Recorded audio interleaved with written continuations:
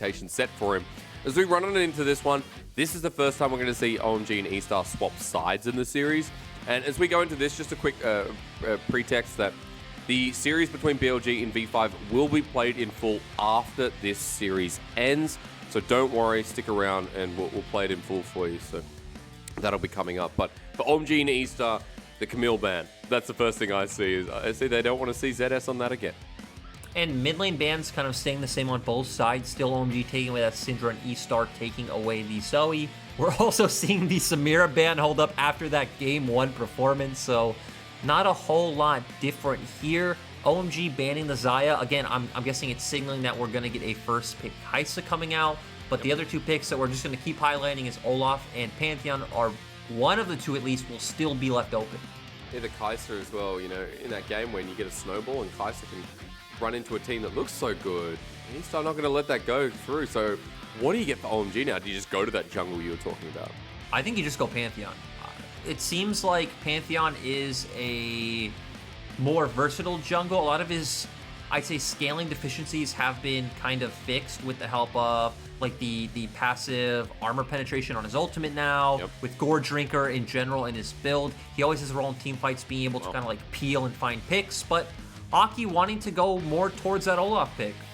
We've definitely changed directions in the LPL over the past couple of weeks, haven't we? We started out with like Akali being a must ban. She finds her way through again.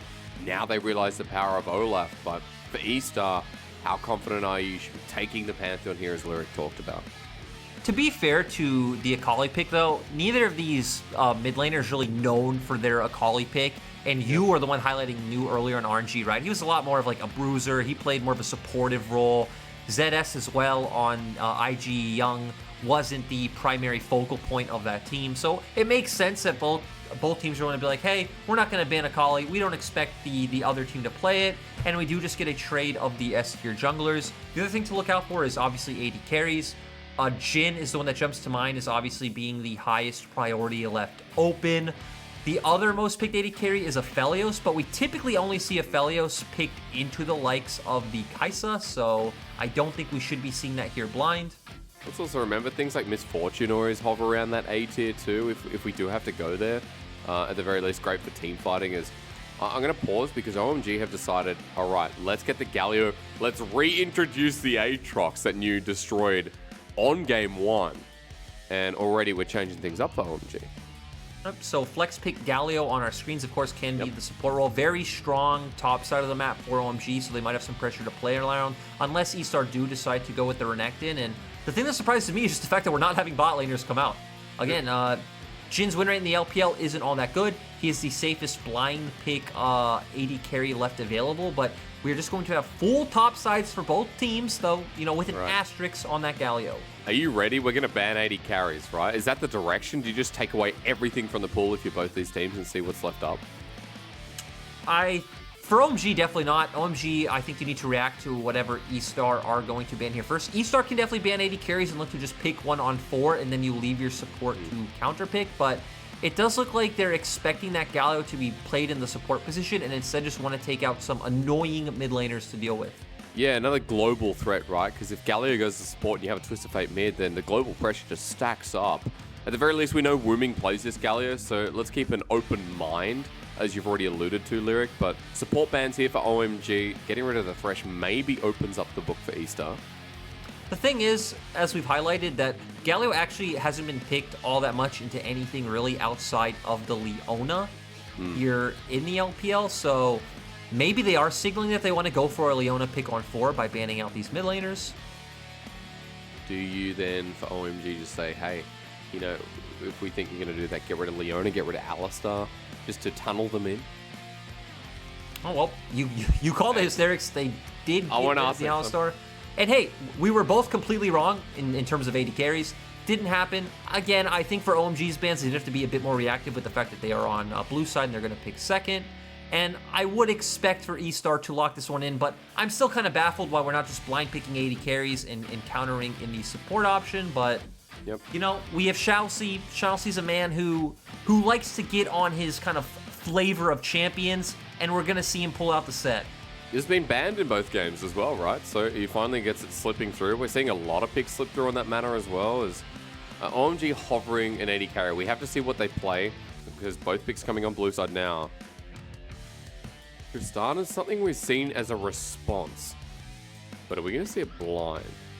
Yeah, we've seen Tristana a lot from both Light and Jomung. It is going to be locked in. It is kind of fun to watch again with the all-in potential coming out in level 2 and just the fact that you are a bit more of a hyper carry. And OMG's comp thus far is very interesting because it's setting up for the comp that we saw like LGD play around Garvey, where you have a bunch of these bruisers with this very strong AD carry pick to where we're going to see the likes of, new Aki, Wooming, Cold go in. It's going to create a lot of chaos and make space for Eric to deal the damage that's needed to carry these fights. And get resets and just, you're right, carry the fights so easily if everything comes off. But for eStar, they need an 80 carry, and there's still quite a bit on the board. The Jin's there, the Misfortune's there. But are we just going to go back and say, hey, pull in the Vayne, rat-a-tat-tat, wrong champion. But it's Vayne locked in with Xiaoxi set. And we've had a lot of conversations because of the standings about what year are we in, but Vayne versus Tristana, we haven't had this matchup in the LPL yet. Not too versed in this matchup. I expect Tristana to obviously have the early game pressure. She's going to have the push coming out from her E, and we talked about that all in, but the fact that they're putting so many eggs into Rat's basket is going to be interesting to see. It still feels like the dynamic duo of Hacker and Xiaoxi are going to dictate a lot of kind of how eStar's game goes. But I like the comp that OMG put together with these 4 kind of meteor members. But hey, with Vayne's True Bolts, Silver Bolts, I'm sorry, she is going to be able to deal with a lot of these tankier members. It's fun, right? Seeing Tristana versus Vayne feels like we've gone back a couple of years. And, getting away from the Jins, the Samiras, the Kaisers, it just feels like a refreshing end to this series, which has been, let's be quite honest, not refreshing. It has been messy in the first part. The second game felt really nice on eStar's perspective. We want to see what OMG can do because both early games were taken by eStar. Game 1, Game 2, between 2 to 4,000 gold lead by 15 minutes. And OMG's early game has been the weakest part, so we'll see, Lyric. I'll get you to explain the comp more as we go on in, but as we enter Summoner's Rift, just note one thing, that Xiaoxi got set, and Set is one of his best champions. Xiaoxi's a great engager. He's the focal point of eStar. Well, for OMG, we talked a lot about putting the pieces together, and Aki running into Hacker has been a big difference so far. We'll see if Aki can bring it back into this third and final game. All right, we're in Shanghai, ladies and gentlemen. Again, I'll let the gyos come through.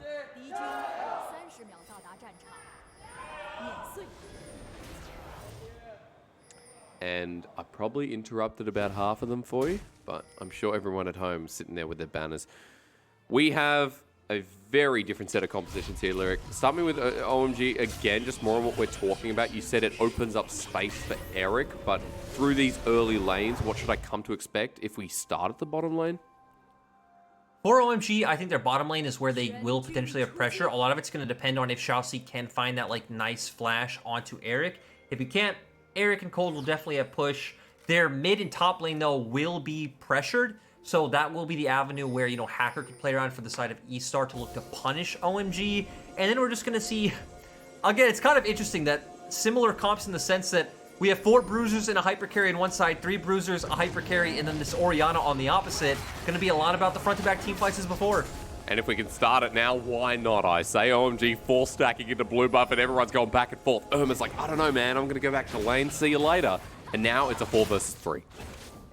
And Xiaoxi's kind of looking for his way around. Wouldn't be too uncommon to see Xiaoxi look for a flash, but the fact that we are seeing Irma on our screen in the mid lane just does look like eStar are going to give that one up, and Hacker's going to just have to settle for his wolves. Aki gets 2, gets blue. You're right, wolf start here for Hacker, who just supersedes, and it turns out the alpha jungler in Game 3 is Aki.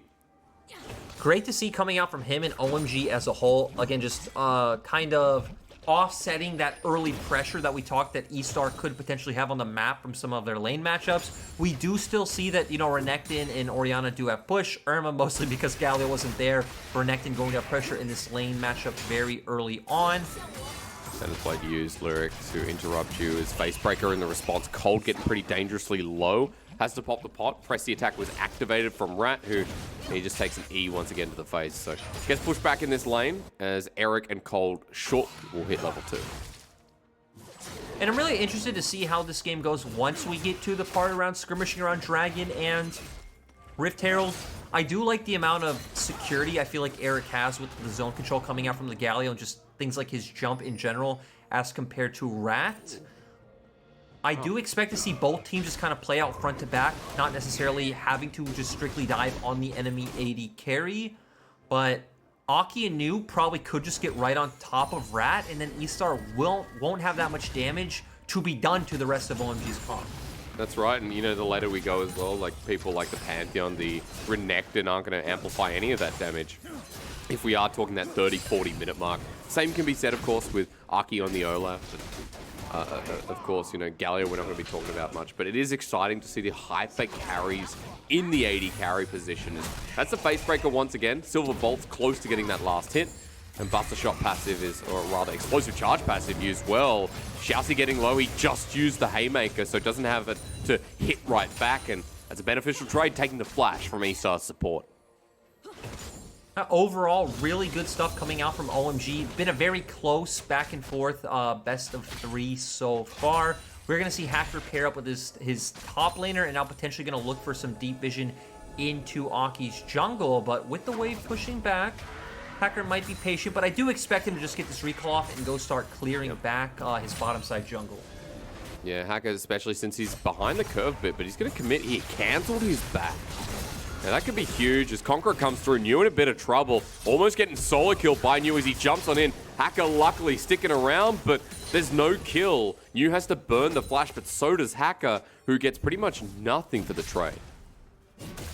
Still, we are going to see Nu lose some minions in EXP, so this is going to be nice for the side of eStar. So at least to where we've seen them lose out a bit in the bottom lane, Eric is building up a bit of a CS advantage. ZS at least able to get something in return in the top lane. Yeah, let me just reiterate, you know, good for the top laner at the very least, so not nothing, but I think crucially what I should say is that Hacker spending the time, spending the flash, means he's still behind the curve. 16 CS is the advantage for Aki and a level lead. And we've talked about this a lot in the jungle, where experienced leads can't really be recuperated. It's very hard to catch back up in a jungle game.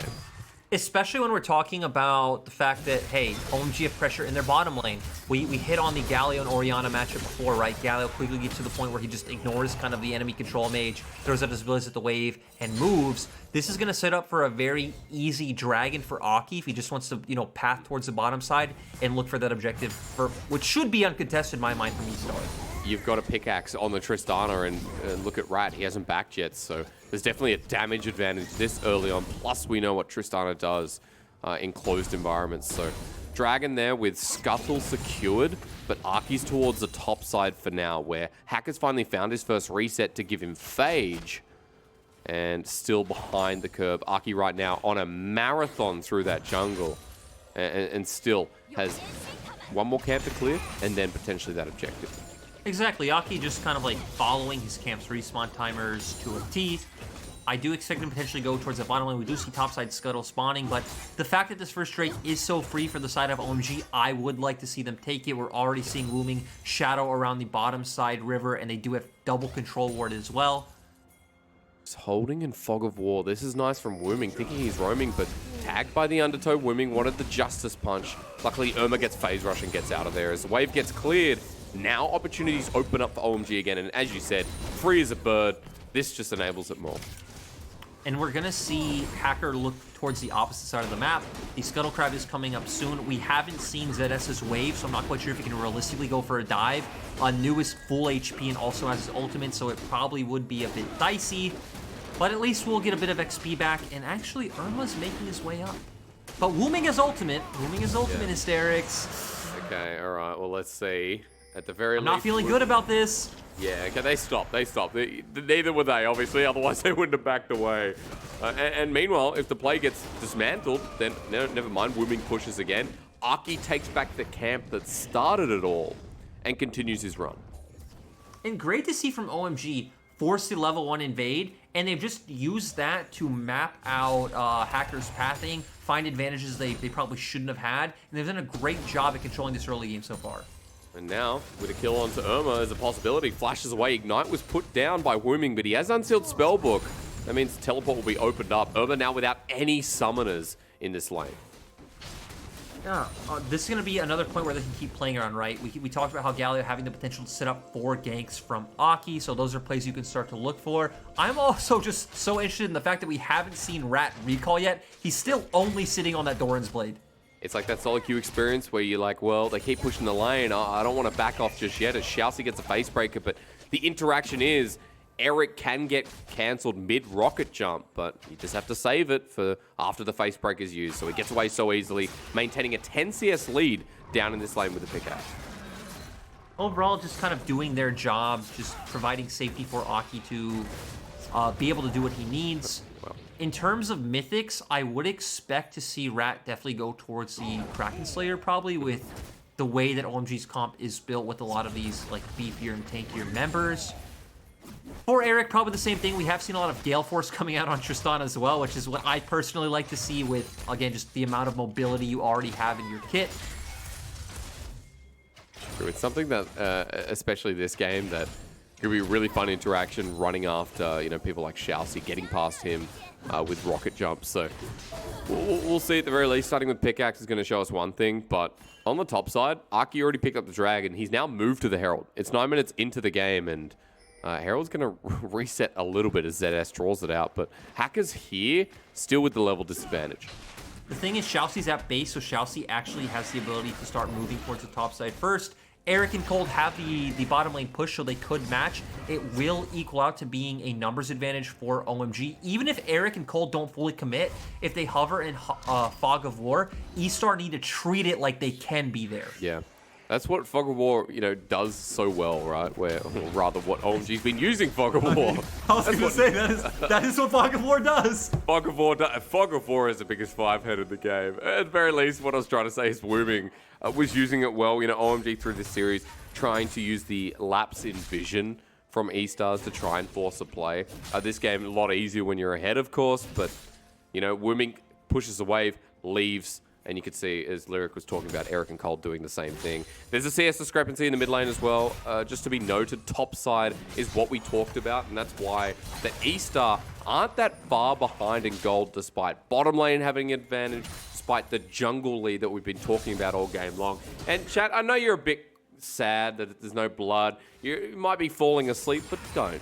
Because it's going to escalate. We got to get the mythics. You know, you got to be patient. And then when we have mythics, oh, it's coming, it's coming, it's coming. Someone could die. Well, it's not. All right, this is why you don't tell them it's coming. You just got to wait and let them experience it themselves.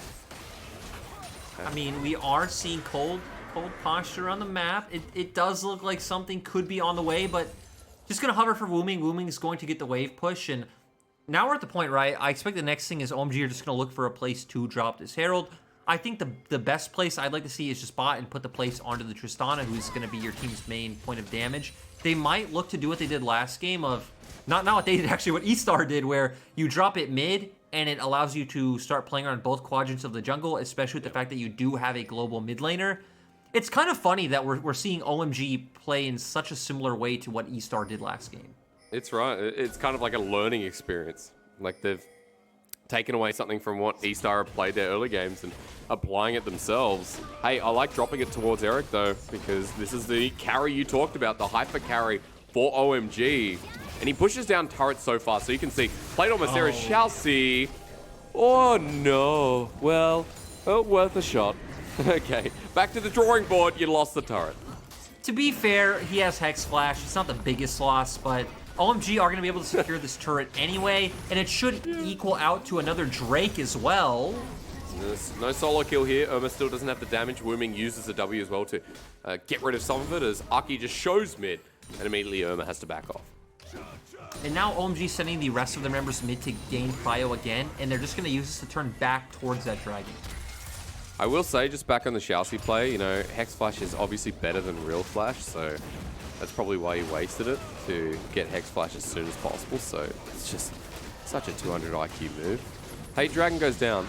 We now have an Infernal Rift.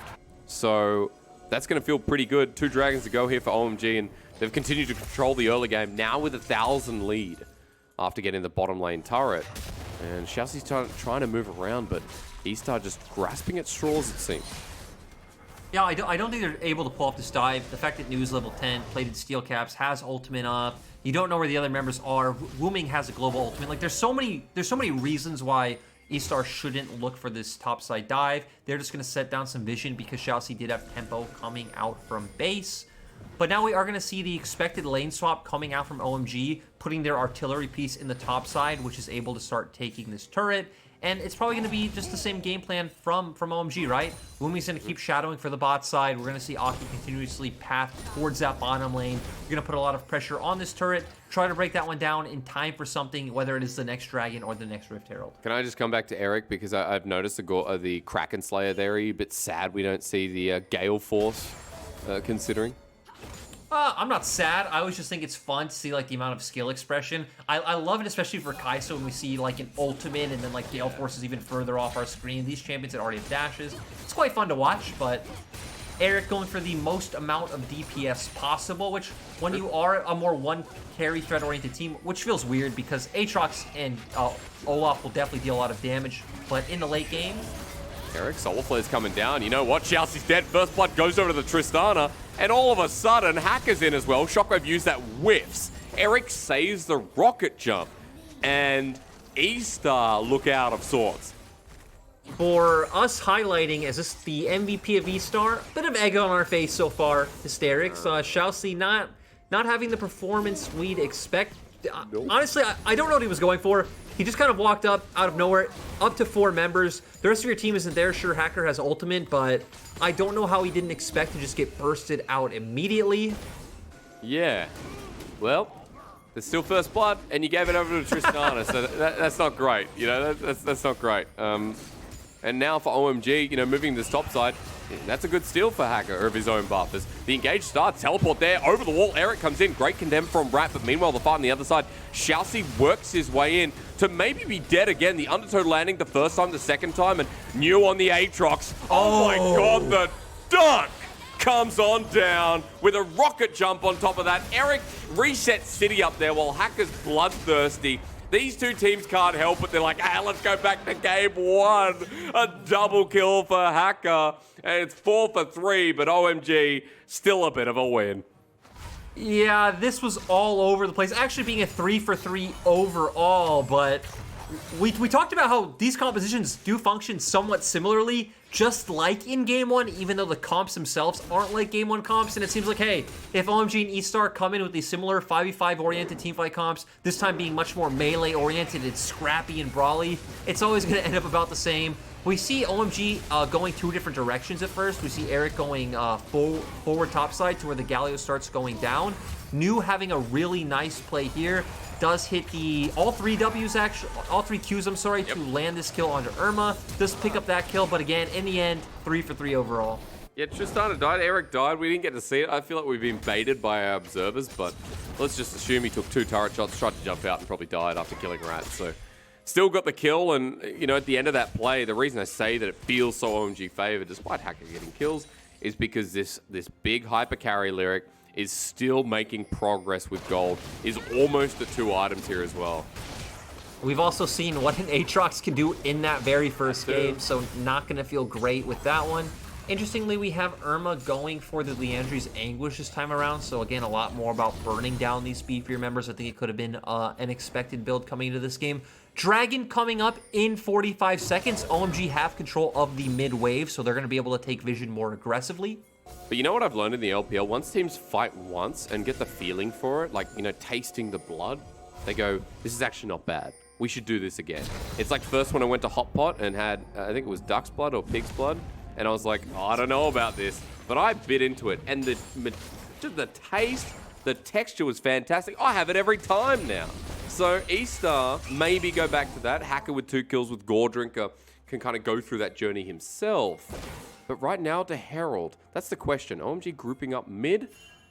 eStar thinking about going for the fight.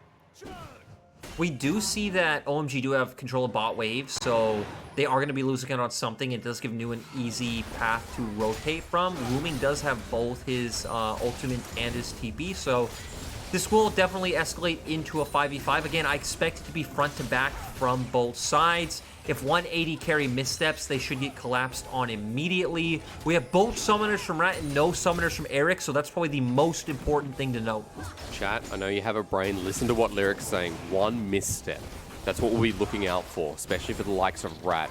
With the Kraken Slayer now, Dragon's going to go down pretty fast. Aki's there from the rim, though, and Hacker now has the same level as he gets pulled on in. Ragnarok immediately pulls in the Hero's entrance. Only hits Dragon. None of eStar is new. With the flank, Rat kiting back as well. Look at the position of this Vayne, as Shalcy keeps him safe. New hit hard. He doesn't have that much sustain yet, and Rat feeling himself. Get him a double kill. Cold goes back in. It's Vayne time for another triple kill.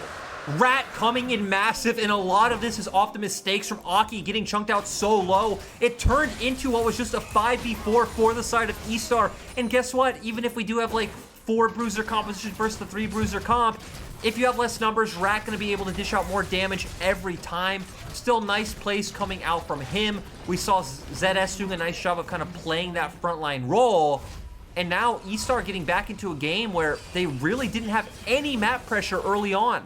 And you've just given the hyper carry, you know, the same conversation I was saying about Eric. You've given him resources. You're now setting him up with that recurve bow that's going to lead into Blade of the Ruined King. This is perfect, or even the Gwinsus, excuse me. This is perfect for eStar to move back into the game. They've got a 1,000 gold lead, and they've got mythics coming across the board for that other carry in Irma. And we are going to get a replay of the fight. And again, keep your eyes on Aki. He gets pulled in by Shalcy, and a Rat just able to free hit him. He's already 25% HP. This fight is pretty much a numbers advantage for the side of eStar. Nice ultimate coming out to bring in Rooming. And once again, Rat is just able to free hit this whole time. No one is putting any threat onto him. And we talked about coming into this fight that it would probably just be a battle of the front to back. Both front lines would probably feel fine just going forward, and both AD carries just hitting those opposite front lines. It's about, you know, who can dish out more damage or who's going to misstep first, and it was definitely OMG who made the mistake in that circumstance. Rat almost making one there, but the lens spots out. I have to clarify, I made a mistake. Recurve bow, of course, is for Blade of the Ruined King. Gwinsus has the cute little baby rage knife. So obviously the second item for Rat will be Blade of the Ruined King, as he's trying to catch up to the Phantom Dancer just picked up by Eric, and chat will be talking about this quite a lot. The items for these 80 carries that will change the pace of the battle and see how they can escape, move across with the extra items they've bought.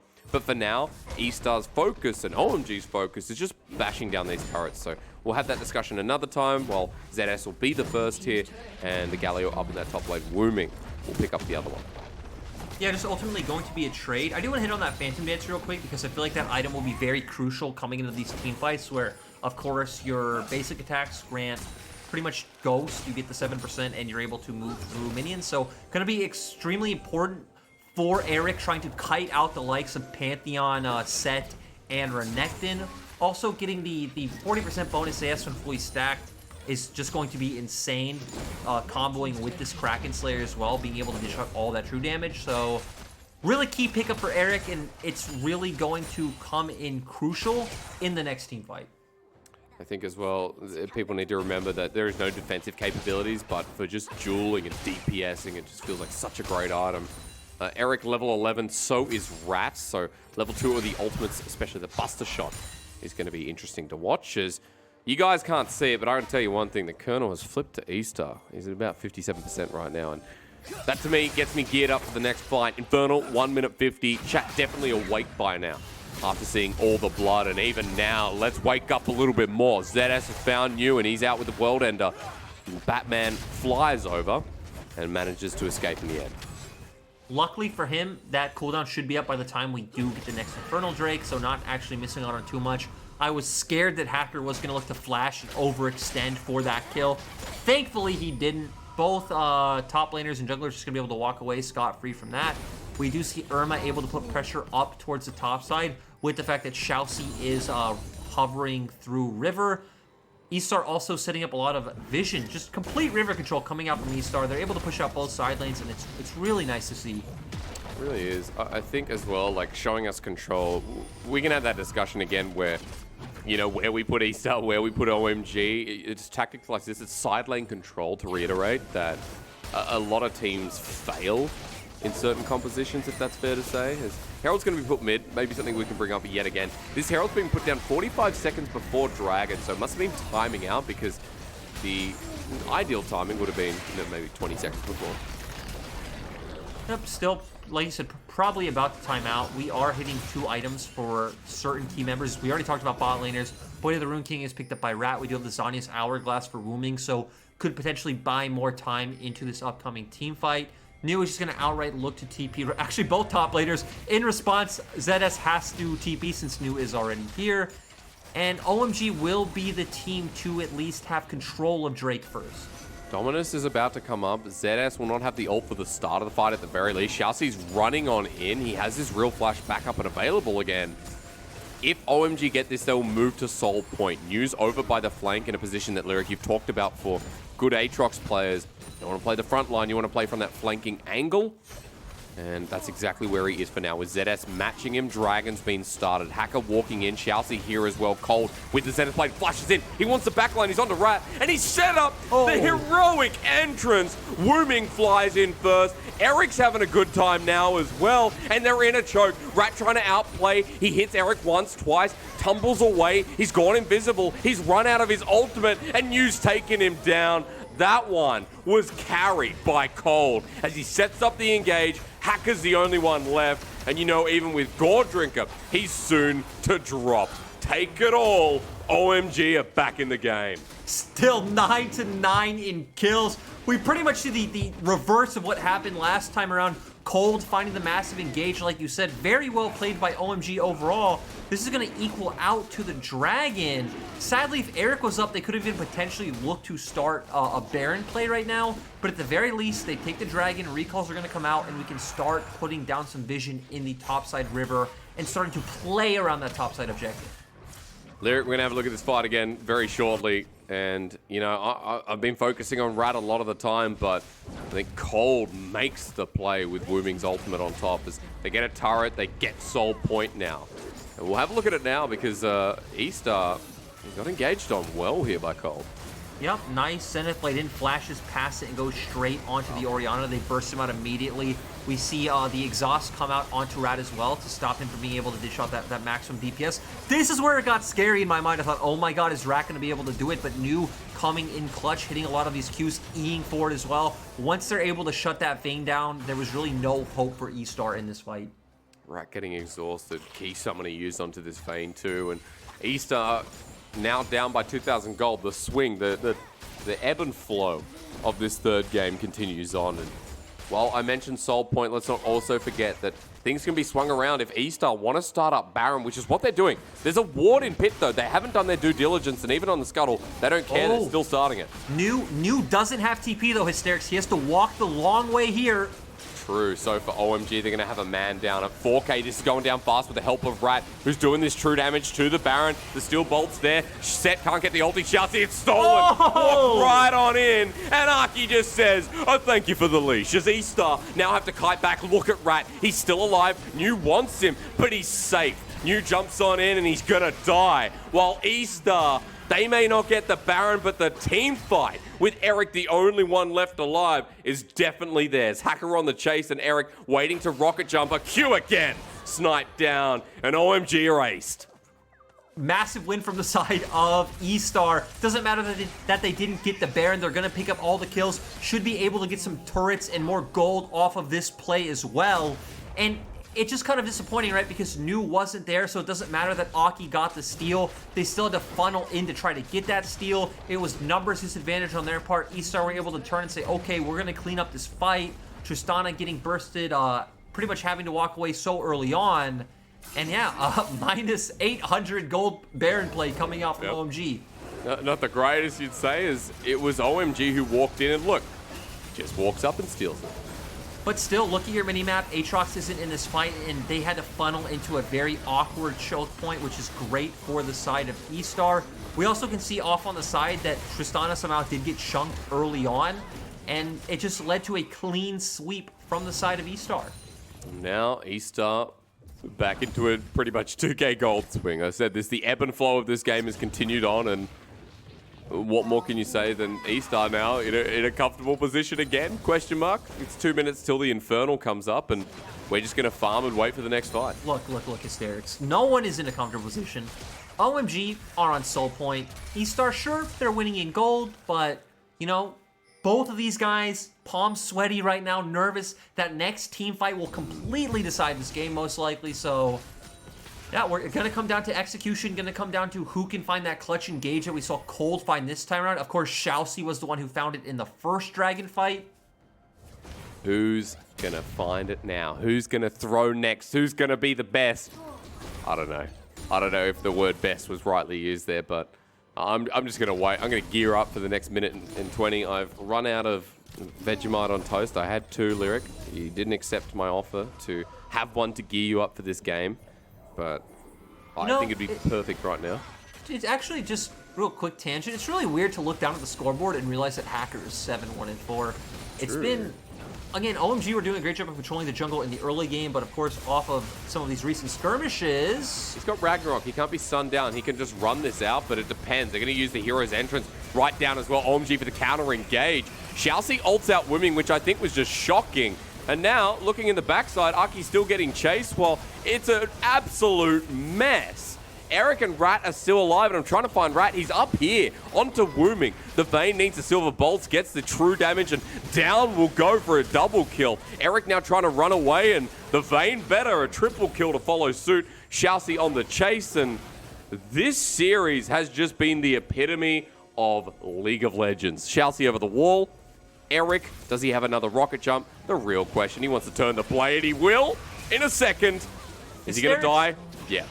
I just wonder if eStar can close, which they actually definitely can. I don't need to wonder. 20-second death timers. Oh my god, it's done. Colt's trying to defend onto the Nexus turret. And yep, that's it. There's a full-blown ace, and eStar are going to run it home. I don't know. I don't think eStar or OMG won this series, but I think the viewers definitely did.